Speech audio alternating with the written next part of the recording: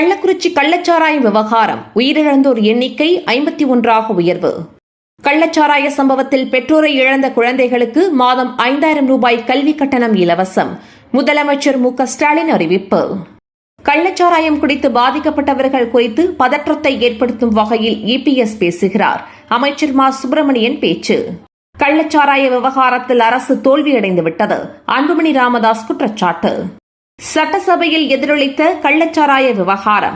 அதிமுக புறக்கணிப்பு, பாமக பாஜக வெளிநடப்பு என்னும் மலிவான அரசியலை எதிர்க்கட்சியினர் செய்துள்ளனர். முதலமைச்சர் மு.க.ஸ்டாலின் குற்றச்சாட்டு. கள்ளச்சாராயத்தில் கலக்கப்பட்ட காலாவதி மெத்தனால் ஆந்திராவிலிருந்து வாங்கி வரப்பட்டதாக சிபிசிஐடி விசாரணையில் அம்பலம். கள்ளச்சாராய விற்பனை தடுப்பு நடவடிக்கை அறிக்கை தாக்கல் செய்ய நீதிமன்றம் உத்தரவு. டெல்லி முதலமைச்சர் அரவிந்த் கெஜ்ரிவால் ஜாமீனில் வெளியே வர இடைக்கால தடை. உயர்நீதிமன்றம் உத்தரவு. புதிய குற்றவியல் சட்டங்களை நிறுத்தி வையுங்கள். முதல்வர் ஸ்டாலினை தொடர்ந்து மேற்குவங்க முதல்வர் மம்தாவும் கடிதம். பிரதமர் மோடி கான்வாய் மீது செருப்பு வீசிய சம்பவம் கண்டிக்கத்தக்கது. ராகுல் காந்தி கண்டனம். சிக்கிம் நிலச்சரிவு.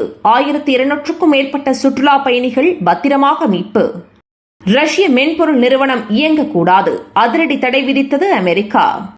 இந்திய விண்வெளி வீரர்களுக்கு அமெரிக்காவில் சிறப்பு பயிற்சி. மேம்பட்ட பயிற்சி அளிக்கப்படும் என நாசா தலைவர் தகவல்.